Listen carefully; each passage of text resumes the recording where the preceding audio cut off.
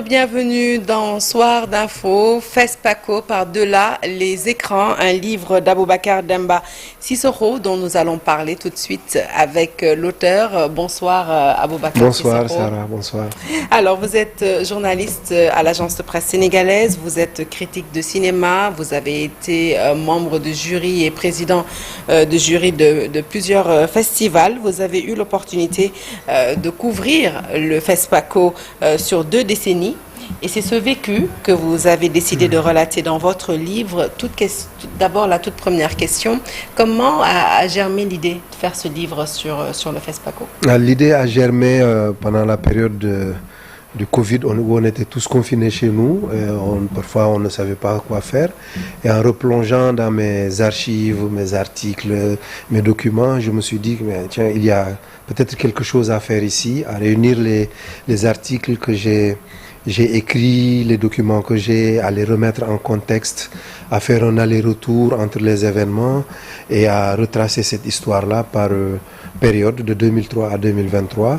Et qu'il faut aussi que nous racontions nos histoires nous-mêmes, que nous portions un discours sur nos événements, nos artistes, nos expressions artistiques. Et c'est ça, le FESPACO est le plus grand festival dédié au cinéma d'Afrique. Et il était important, en toute humilité, pour quelqu'un qui a couvert qui le couvre depuis 2003, de retracer ce vécu-là avec des anecdotes, des souvenirs, de rencontres avec les professionnels du cinéma. Alors, avant d'en venir aux anecdotes des festivals de cinéma en Afrique, vous en avez fait certainement plusieurs, au-delà du FESPACO, les journées cinématographiques de Carthage, ne serait-ce que cela. Mais vous avez choisi de raconter le FESPACO. Aboubacar, c'est quoi la particularité du FESPACO? Alors, c'est un festival d'abord qui est né de la volonté de cinéphiles, voltaïques à l'époque, burkinabé aujourd'hui, des gens qui étaient adeptes, qui étaient cinéphiles, qui sont des cinéphiles et qui se sont dit, mais nous ne voyons pas des films africains alors qu'il en existe. Et par l'intermédiaire du directeur de l'époque du Centre culturel français, ils se sont dit, parce que c'était aussi un circuit de diffusion, ils se sont dit, il nous faut une semaine pour organiser tout cela, montrer des films africains. Et donc c'est un festival des cinéphiles, et cette volonté-là a rencontré l'envie des réalisateurs, des professionnels du cinéma africain de faire voir leurs films. Donc Semben a été un peu commissionné auprès du président général Sangoulé Lamizana, qui était le président de la Haute-Volta à l'époque, pour abriter ce festival. Il était enthousiaste parce que c'était un cinéphile, mais il n'avait jamais vu de film fait par des Africains. Semben en avait fait, d'autres aussi. Et donc en 1969, la première édition s'est déroulée. Donc c'est cette particularité-là, c'est venu des cinéphiles qui a rencontré une volonté des professionnels. Et puis après, c'est devenu, évidemment, il y a une dimension, une touche de l'État, une dimension politique dont je parle dans le film, la rencontre entre les volontés politiques, les volontés des cinéastes, la volonté des Burkinabés. Donc c'est un festival assez particulier où l'État a vraiment un rôle important qu'il joue. Alors votre ouvrage aborde, je le disais tantôt, les coulisses de ce festival mythique. Alors on le sait, beaucoup de choses méconnues du grand public se passent généralement en coulisses. Une ou des anecdotes qui vous ont marqué à partager ce soir avec ceux qui nous regardent? Une anecdote, c'est d'abord mon premier FESPACO. J'arrive en 2003 et une semaine avant, mon père me dit tu vas au FESPACO, tu vas rencontrer de grands cinéastes. Tiens, parmi eux, il y a Souleymane Cissé.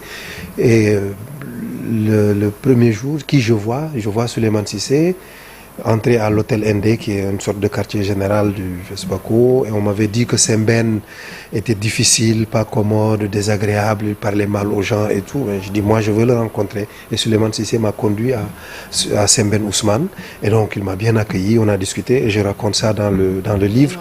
Ça c'est une anecdote. L'anecdote de 2013 où le Sénégal, par l'intermédiaire d'Alain Gomis, remporte pour la première fois les Talons d'Or de Yenega. Avec aujourd'hui. Voilà, avec aujourd'hui. Et donc. Comment est-ce que vous avez vécu ce sacre déjà la première fois, mais on sait qu'il l'a remporté également 4 ans après. 4 ans après avec Félicité.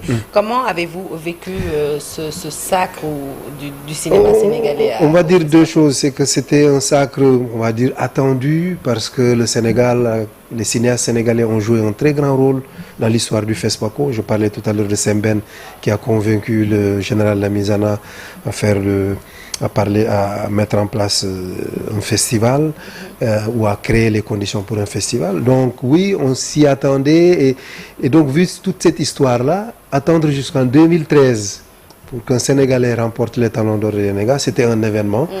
On s'est dit voilà un festival auquel on a contribué, le Sénégal a apporté une grande contribution et enfin le Grand Prix est remporté par un cinéaste sénégalais et 4 ans plus tard il a récidivé et il était devenu le deuxième cinéaste à remporter 2 fois les Talons d'Or de Yenega après Souleymane Cissé.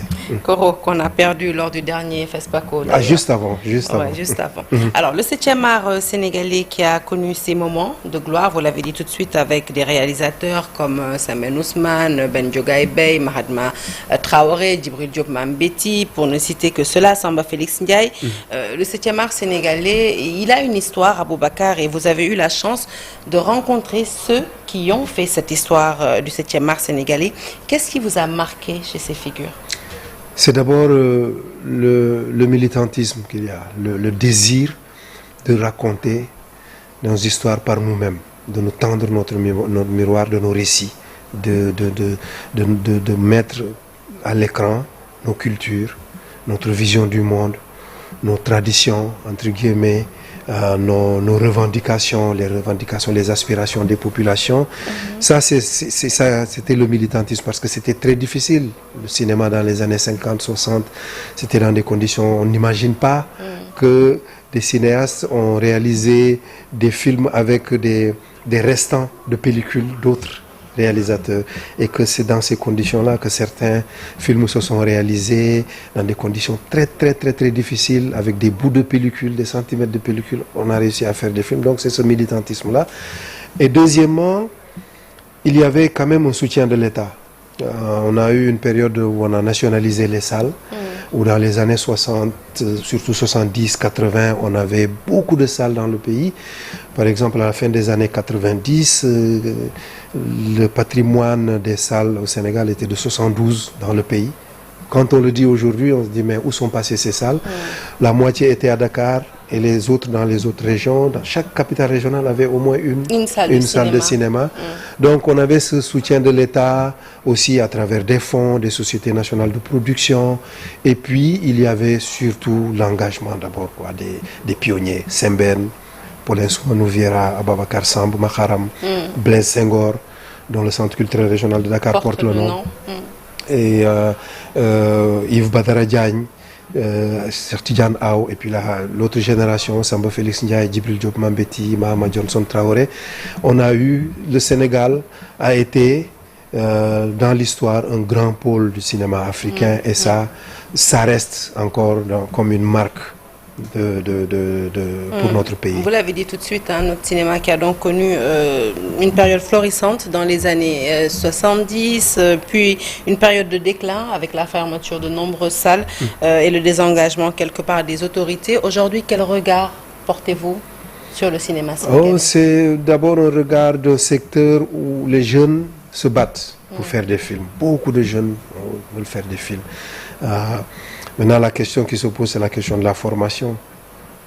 Les autres générations ont eu l'opportunité d'être formées, soit sur le tas par des anciens. Aujourd'hui aussi, les jeunes sont formés sur le tas. Mais on a besoin d'une école de cinéma, une bonne école de formation portée par l'État, peut-être en lien avec des privés. La situation est peut-être difficile. Il y a le fonds de promotion de l'industrie cinématographique qui existe depuis une dizaine d'années. Mais le temps est venu d'en faire une évaluation sérieuse, critique, pour voir ce qui a marché, parce que le fonds a permis et permet encore, oui, le FOPICA a permis et permet encore de produire des films, mais il faut aller plus loin.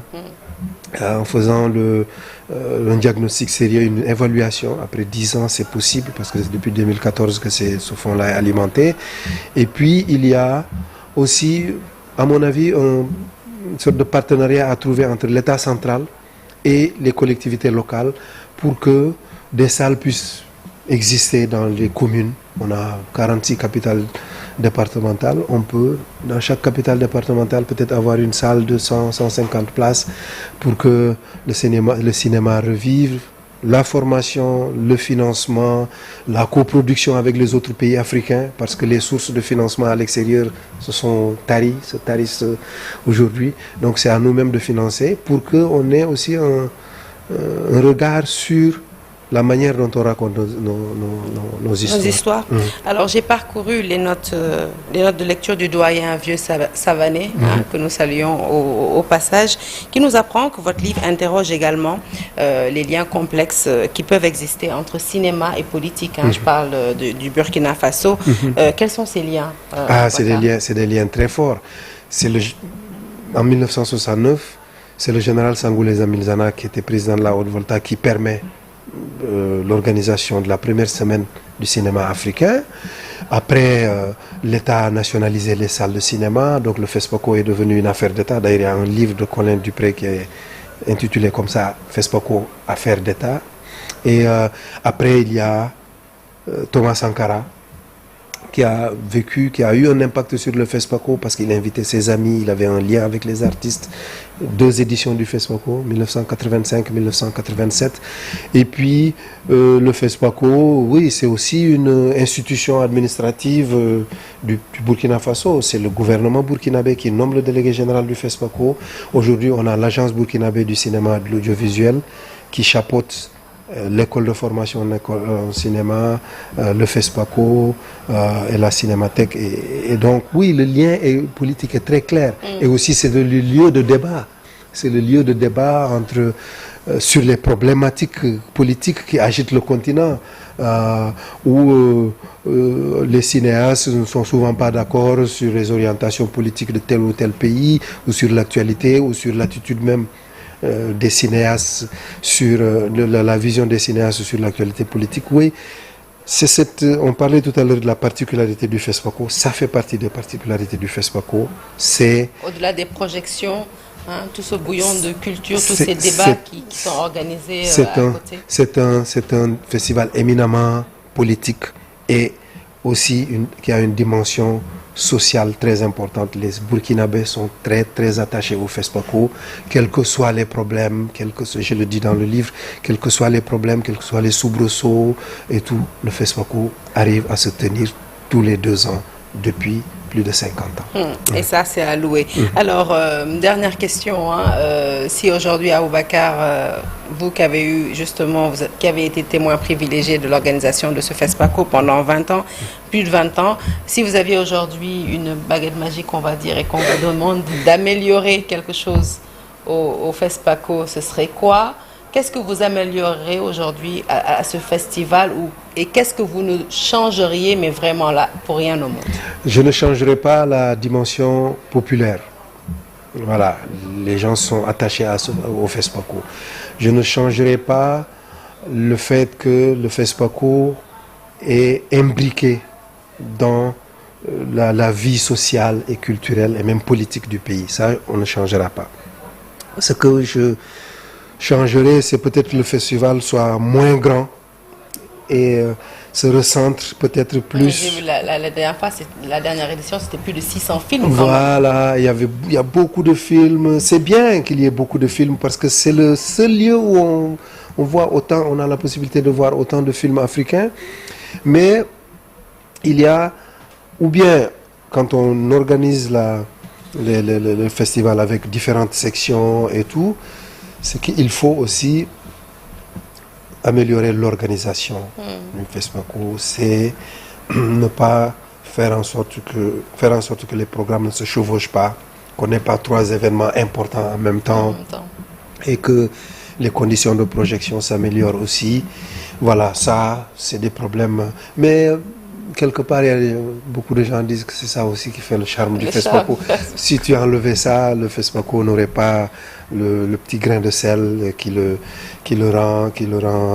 fait que après chaque FESPACO, on se dit, on se regarde entre nous, on se dit, mais non, la prochaine édition, on ne va pas venir. Et 6 mois avant, on s'écrit des messages pour dire, écoute, est-ce que tu as reçu ton billet, est-ce que tu es invité et tout. On ne peut pas, ça fonctionne comme un aimant. Et ça nous attire. Depuis moi, j'y ai pris goût en 2003. Et, non, pour moi, si Dieu me prête vie, il n'est plus question de rater le FESPACO. Inch'Allah, c'est tout le mal qu'on vous souhaite en tout cas. FESPACO, par-delà les écrans, l'intitulé de votre livre, on le trouve où? On le trouve dans 2 endroits, à Dakar, pour le moment, à la librairie Plume du Monde, qui se trouve à Liberté 3.